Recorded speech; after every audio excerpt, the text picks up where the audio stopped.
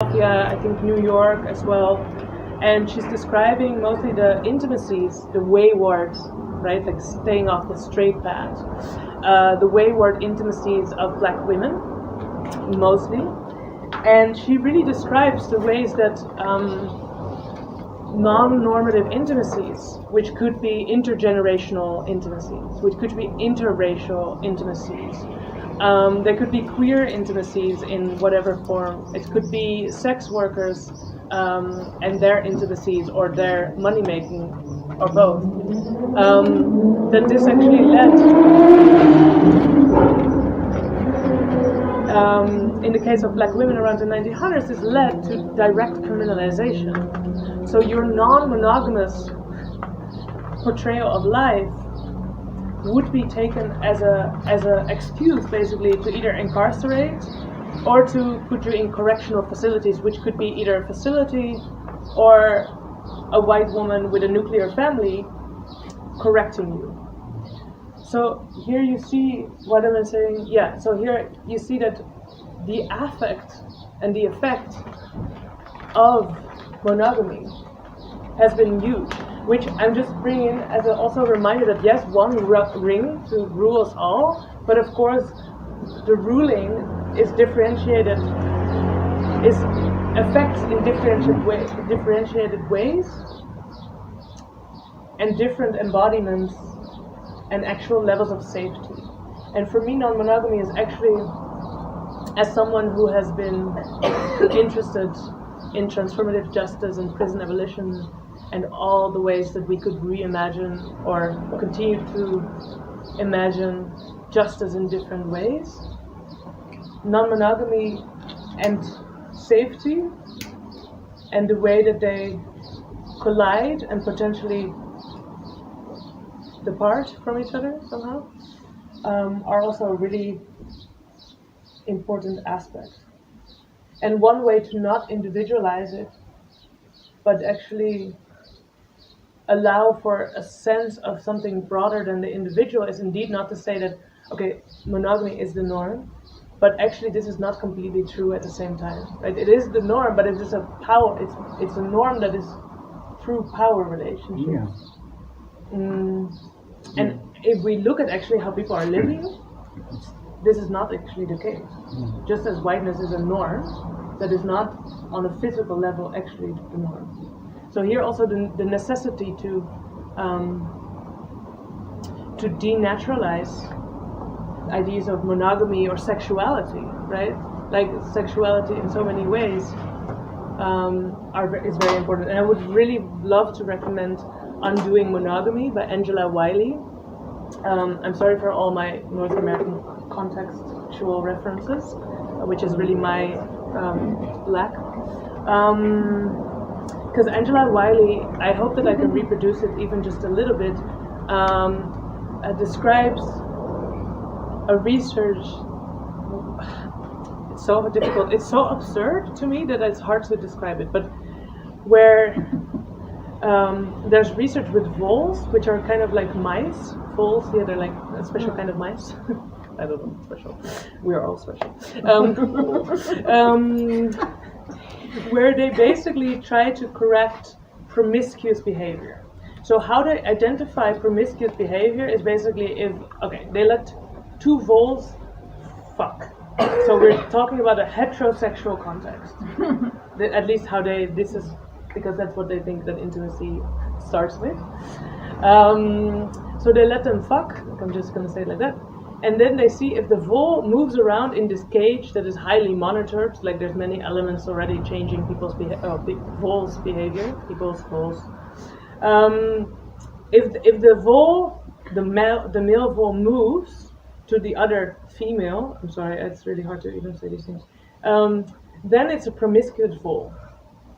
This means the promiscuity, you would think that this is like social, but no. This is seen and portrayed in this research as antisocial because it's a lack of attachment. So basically, the original fuck has to stay your hubby forever, because otherwise you are portraying antisocial behavior. And this research, that like it's about monogamy, but it's actually used, and this is kind of painful. It's used to research autism. So who is autistic here? The vole who doesn't stay with the original fuck. So what they do is they inject the voles with what's it called again? The hormone that is known as like you cuddle from it. Oxytocin. Thank you. Oxytocin. So they inject this into the asocial, basically the promiscuous vole. I mean, there's so many things that are fucked up because here you see that monogamy is related to sociality.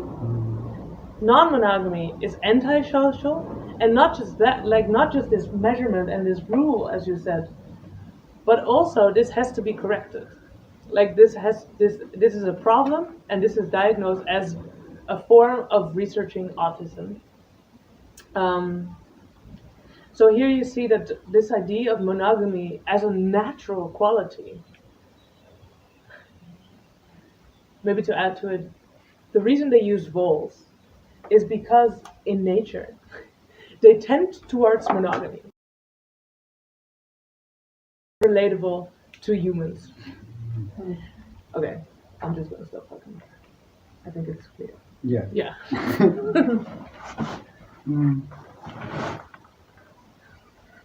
Well, I'm afraid I have a tendency to go like a bit too abstract, so I'm always afraid of that. But I will say one thing, which is like that example, making also the analogy with humans, just comes to show precisely this relation between the norm and the actuality, right? In which, like, you have a case that doesn't fit the norm, therefore you correct it in order to fit the norm, and then you assume that the norm pre-existed the case to begin with.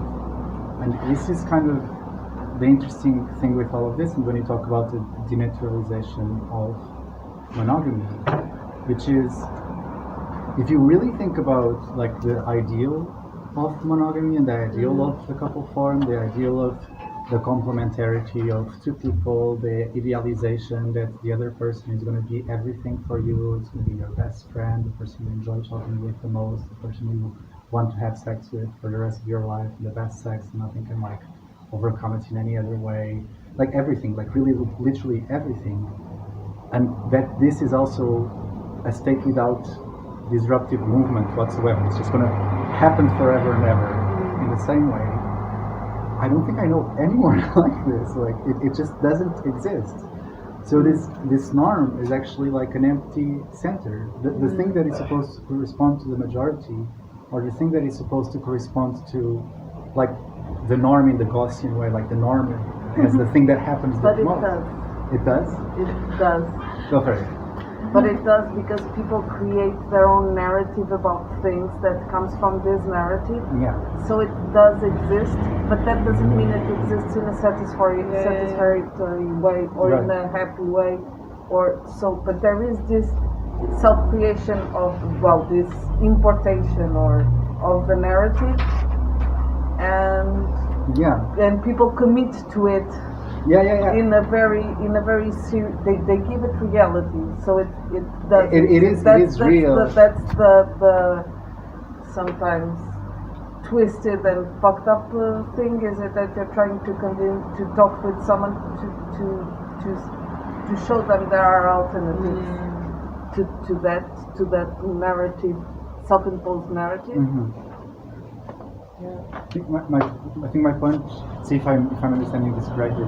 My point is more that like the ideal of the thing is kind of something that nobody actually lives, but in its emptiness.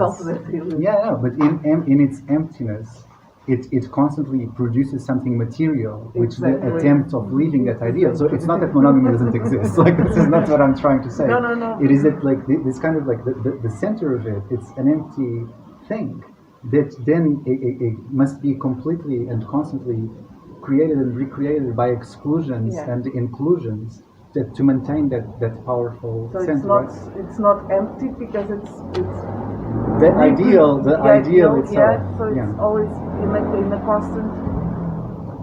it's capitalistic. You're always producing and reproducing to convince yourself that you're achieving that place. Can I be a little less abstract and make a question? I haven't read your book, and so this comes from without knowing what you've written. But there are a couple of things that, well, there are a lot of things that worry me, but a couple of things that worry me in this aspect is the fact that for me non-monogamy, and I think that the best way of introducing this is to become in something personal. For me, non-monogamy, it was an amazing way of validating and non-hierarchy of family, friends, of these places. So it was a life-saving boat in that sense. At the same time, every time that we are reinforcing, for instance, one of the things that really interests me in non-monogamy is that's the value of friendship. I feel that this at the same time is colliding because of the way that it is produced with this politics of respectability of we don't fuck with each other all the time. So, we don't fuck with each other all the time, or all the time it's said that we don't fuck with each other. Okay. Yeah. No. Yeah. Well, there's this thing that the society is saying. The question of the deviance and the counter discourse for this is a politic of respectability. Oh no, we're trying just to evaluate another type of relationships as if fucking with your friends isn't a valid thing and a beautiful thing and a part of it. So how do we and also how do we include at the same time people that don't have this kind of place and it's the question we are always trying to put promiscuity in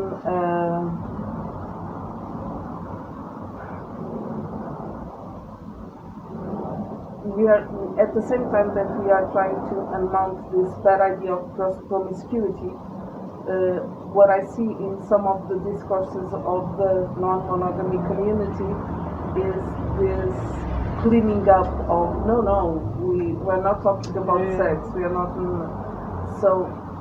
how do we unmount this and allow that the erotic can permeate our relationships without having this box without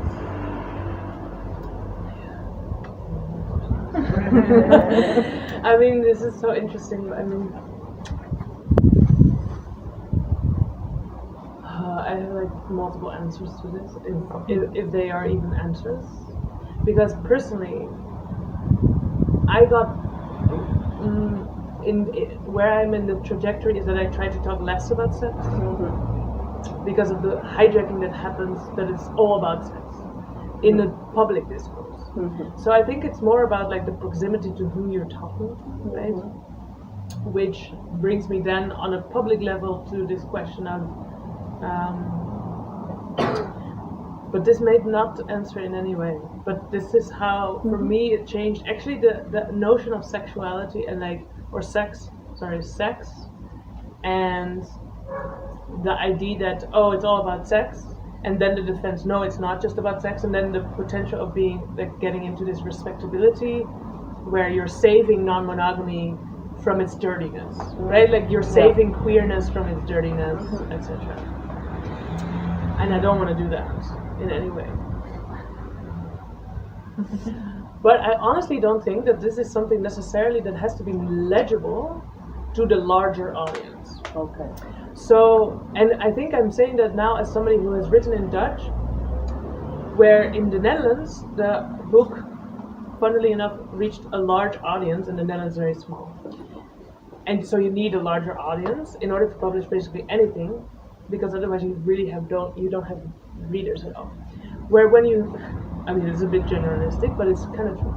And when you then like this has been such a comforting thing to then have it translated into English, and to see, and I still see the difference also with other books in Dutch, and then just simply the conversation that happens in English, is that the audience that it reaches is much smaller, but it's much more an intramural conversation. So it's much less this preaching to a large audience and say like, we have to be non-monogamous, or let's explain to you what queerness is.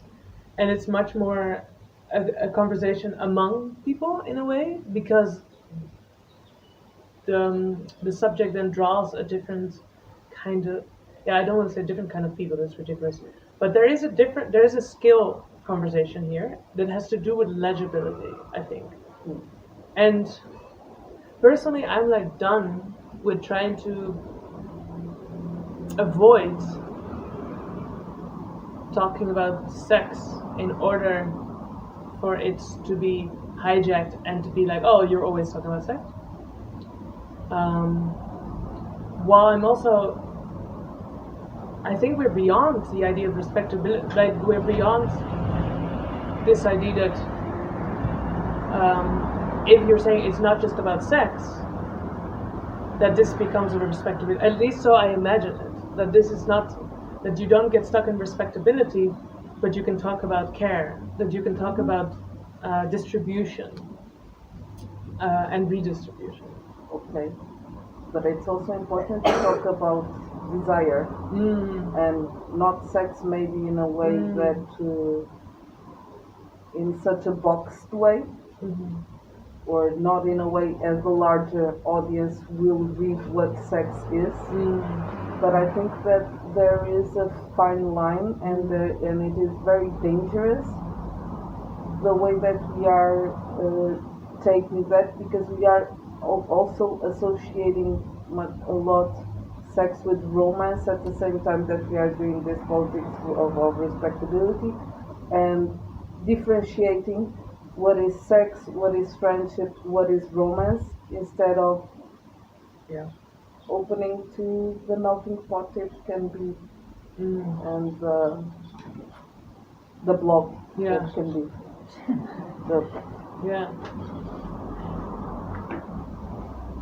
I would say that this points for me, I mean, I think basically you're also saying like I want more of these conversations. So that I think we should do that. If I would point to a danger as somebody who wants to like be critical, then I think it comes with the identity perspective on sex and sexuality. Right? Just I am. Like really, like it makes static the potential of all the potential desires that you might have, which again also relates to this idea of legibility and illegibility. The idea that you know that you, not just that you're legible to a state surveilling, but that you're legible to yourself. And I do not mean this in a psychoanalysis way where it's like, oh, all these repressed inner desires that are gonna come out in your dreams. I mean, that's great if they do, but I literally mean it in the colonial understanding of overview. So thinking that understanding means that you have an overview and that you can grasp something, and that therefore it has to be static. And this has to be refused, right? I think. And then it also comes in this question about desire and opening up space for desire. For me, that also relates immediately to this question of how to talk differently about justice. Because if we look at the way that certain transgressions, violent transgressions, I wouldn't say sex transgressions, but Me Too, for example, the whole Me Too movement is often seen as it is about sexuality. But I wouldn't think it is. I think it's about gender and power relationships and violence. But this makes it already also dangerous, and I'm seeing you nod, to think about desire or to talk openly about desires. And something that I read just yesterday for our summer school is, if somebody else has read it, is a beautiful preface actually by Eva Hayward and Jay Gossett.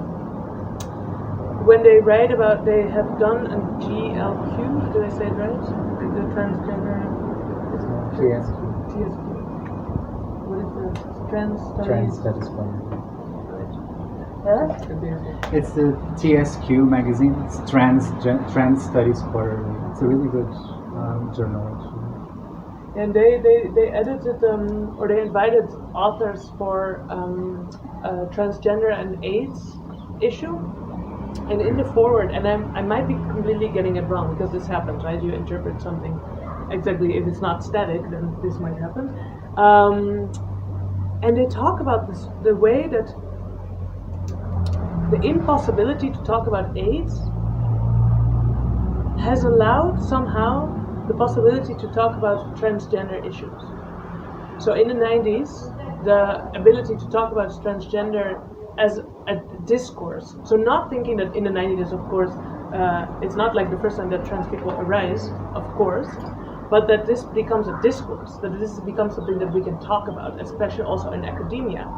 And they, if I understand it, they relate it to the fact that AIDS has criminalized sex and sexual desire, and especially sexual desires that you're not supposed to have, because we're all agreeing, right? It's safe sex, because that needs to be in the response of the epidemic. So that this impossibility of talking about sex and sexual desire creates this space, or actually this need, to talk about transgender as an identitary form. So the ability to say I am trans is a much safer discourse than to talk about potential sexual desires that are fleeting and coming and going. So there's something about the staticness, and of course this is not how necessarily it is experienced, etc. It's really about the discourse, right? It's about the words that we use for something. And this focus on identity is allowed by not wanting to talk about sexual desire because it is portrayed as dangerous, so much so that we do not even want to talk about it anymore. And I thought that was actually a really interesting analysis.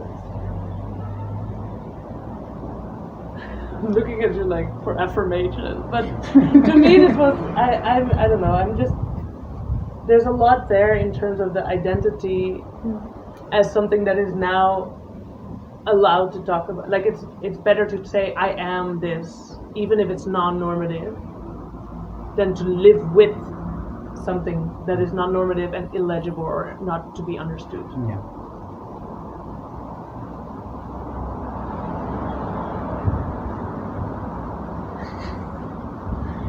Do you want to say something about what Simon said? No, I was thinking, yesterday, not the day before, sorry, I was in a seminar that's made by travesti women, travesti in Brazil, and trans women in Brazil. And one of the women were giving the history, and for instance in Brazil the history of the travesti movement and the history of the AIDS movement are deeply connected, and they are intertwined until today. So I was just thinking, because from Brazil the history is completely different, or their history is completely different. It's super intertwined, and it was a discourse about AIDS that allowed that the funding and the opening of the LGBT movement to the both deeds in Brazil. Yeah, and to be clear, just because I'm afraid that I'm misrepresenting this whole preference, but they really argue, Hayward and Gossett really argue that of course these histories are completely intertwined. But just as the AIDS history is completely whitewashed, as well as it's portrayed as a thing of the past, which it is not. And which brings me also, and maybe this would be, at least for me, something last thing I would say, and then I think we should, well, you might want to say something. And then you should definitely start talking if you want to talk, or dance, or cuddle the plant. Need some love. It doesn't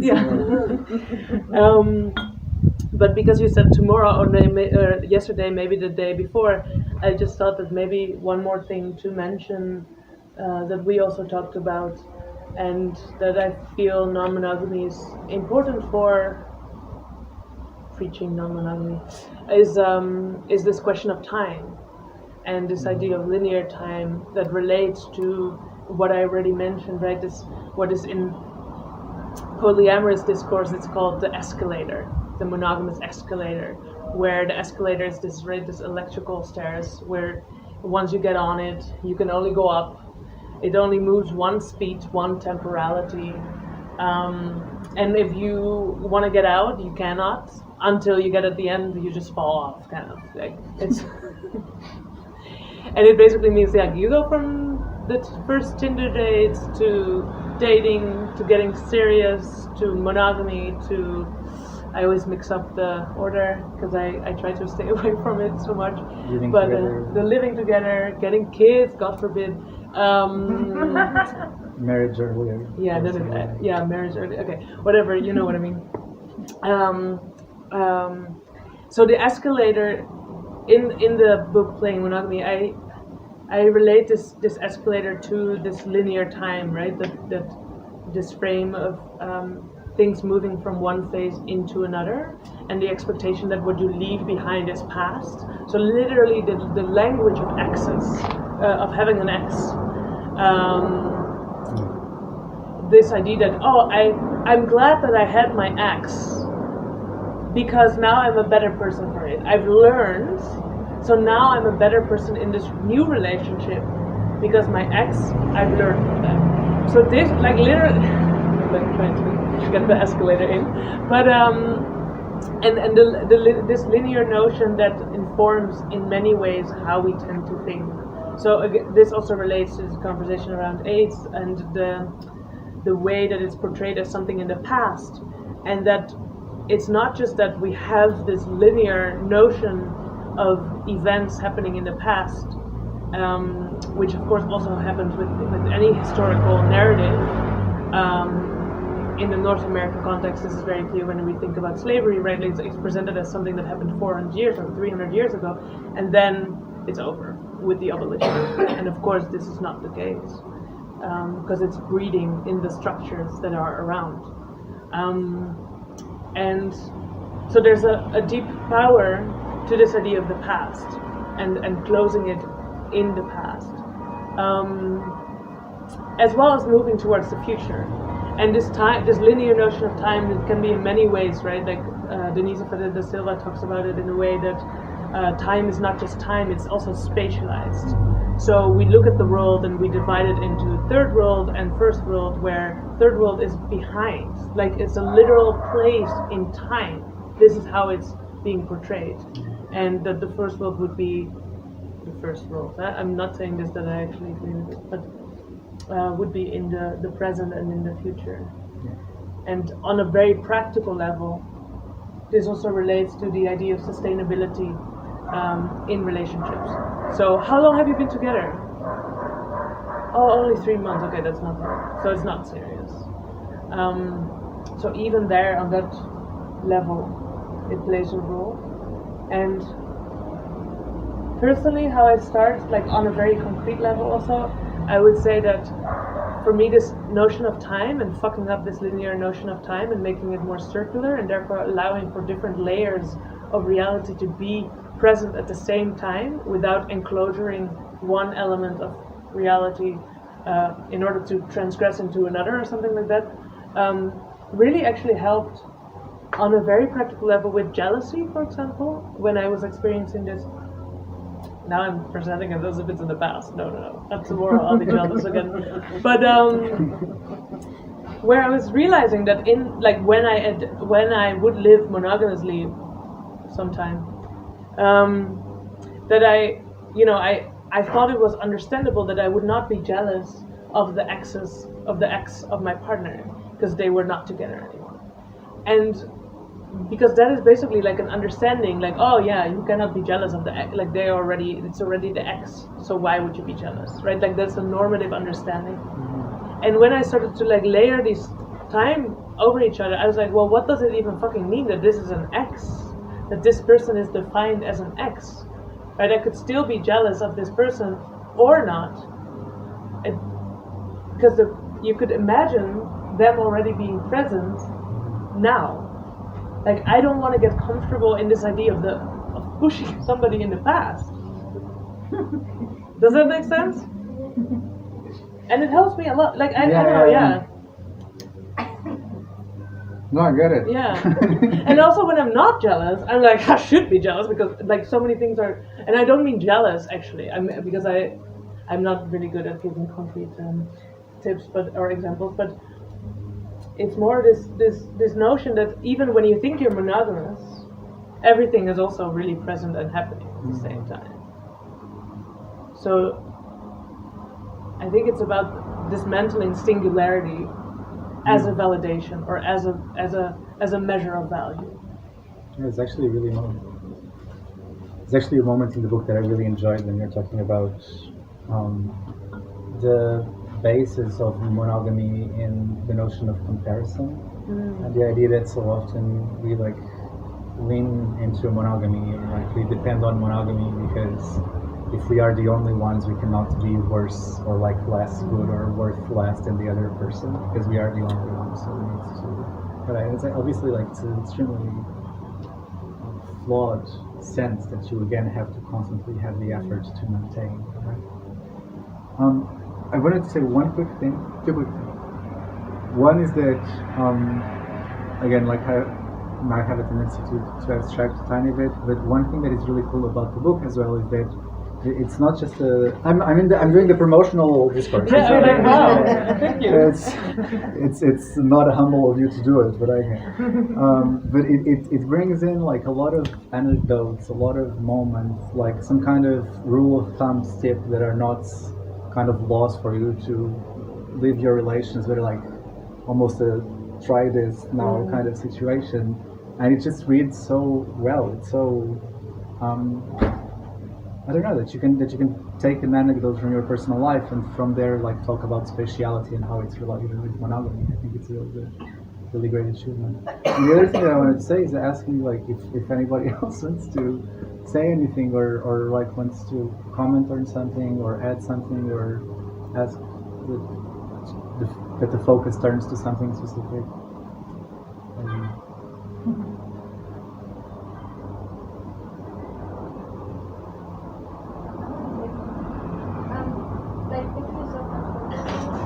I was thinking about, because I really want to read the book now, because I haven't read. Like, do you ever think or mention like this idea of like relationship anarchy or not really? Yeah, mostly in the foreword, because it was something that came to me as a concept or as a movement almost. Yeah. So for those who do not know, relationship anarchy was coined by Arnie Nordgren, and it's a Scandinavian writer. Yeah, it's a manifesto, and yeah, I've in other places I've written a little bit about relationship anarchy and intersectionality and how they either exclude each other or enrich each other. Because relationship anarchy opposes the idea of naming things, which I completely am on board with when it comes to again like this way of how to make space for that which does not need to be understood or refuses understanding, as well as what I really enjoy from relationship anarchy, its proposal indeed like is not hierarchizing, as you also said, right, like not distincting friendship from lovers, and the de-hierarchizing potential it has, which is very much in the book because it was definitely a big part of it.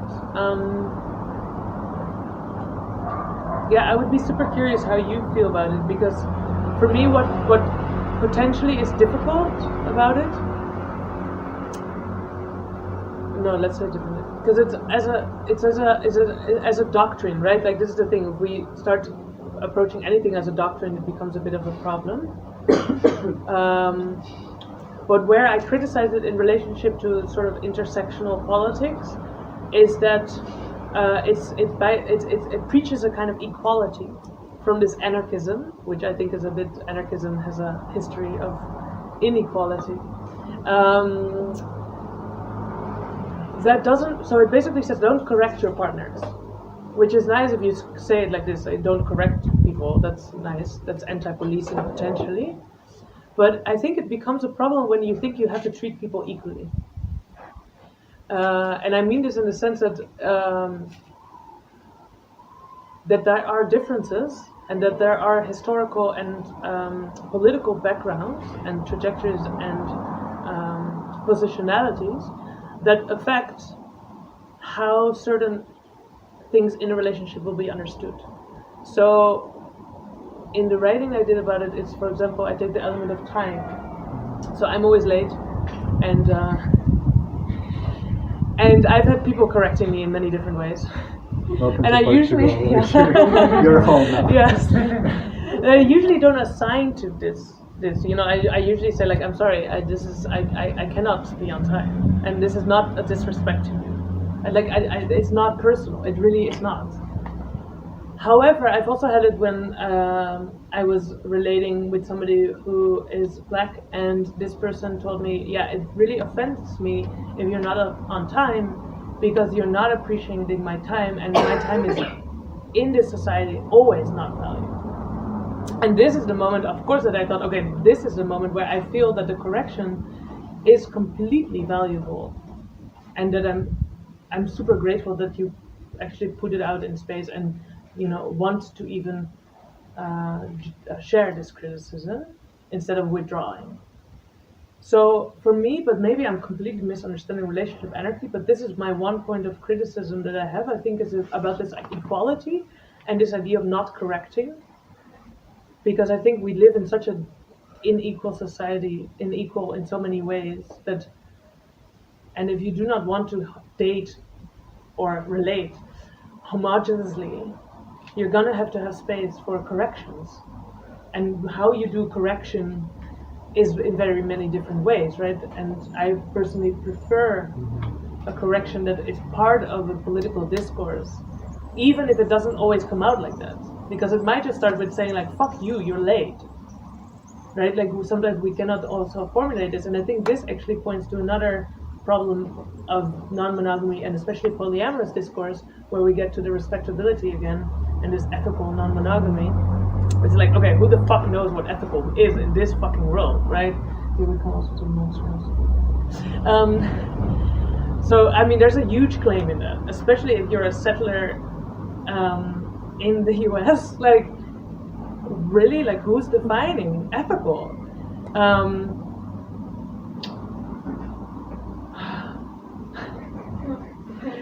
But also the centralization of communication and language in that. So this idea that everybody can communicate with spoken language, which is one way, and then that we all speak the same language, which just says something about the hegemony of English, I think, mostly. So there's a lot of, and it is very class-based, right? This idea that you can sort of, if you just argue in the most erudite way, then you'll be fine, because you can practice polyamory. So there's so many problems. Does this answer? What do you think about how relationship anarchism? What you propose when you say that you open up like new ways, if it goes beyond this manifesto, because to me it's quite general, like it's quite like open-ended. I was just wondering if it goes beyond that, or if it goes along the same lines, like what it can be. Like just like. Yeah.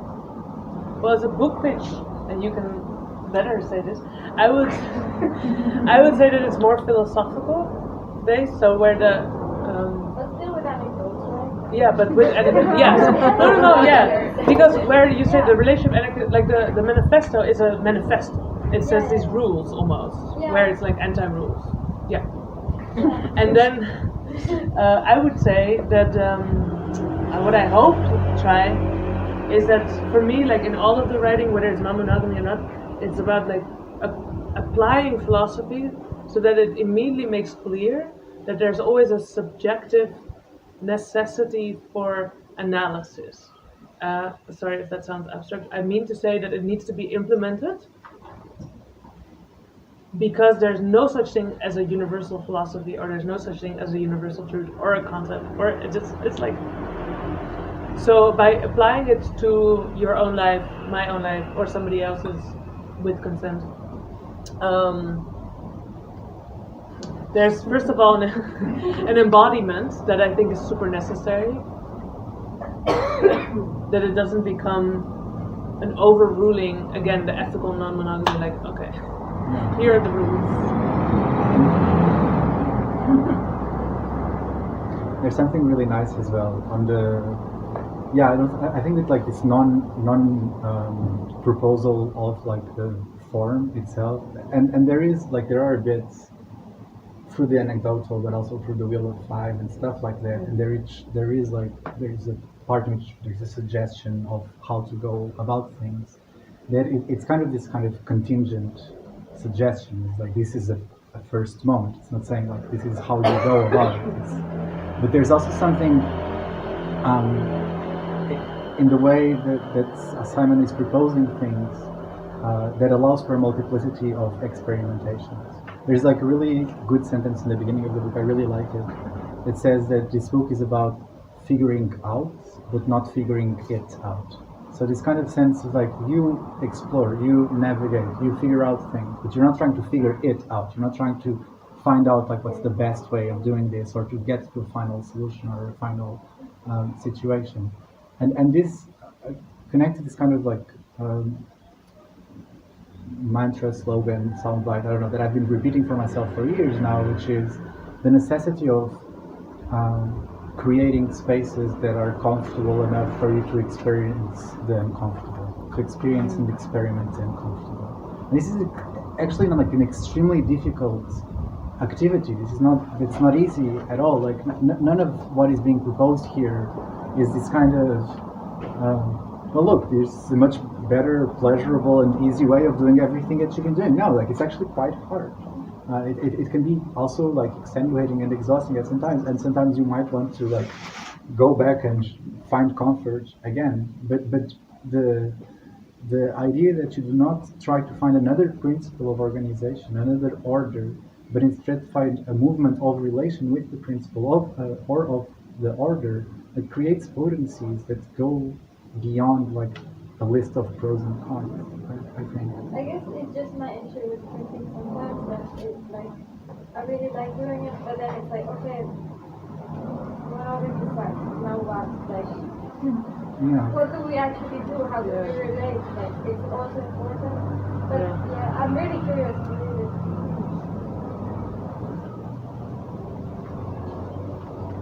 Yeah, but what you say, it allows for you to stay in the now what. Yeah. Right? Yeah. I don't know. It feels. I also don't want to disavow completely the abstract. Like it feels practical to me.